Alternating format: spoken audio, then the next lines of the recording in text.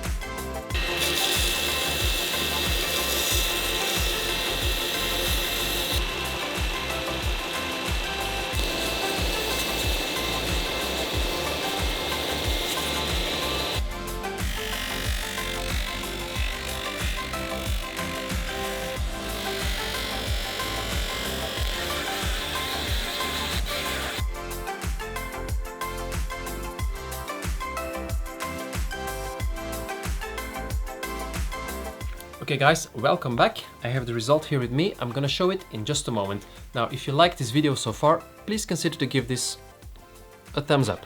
Okay, so here is the result. And as you can see, it's not 100% perfect. I have some holes on this side. I think it was a metal worm, but overall it went, yeah, quite nice. This is the top, the bottom.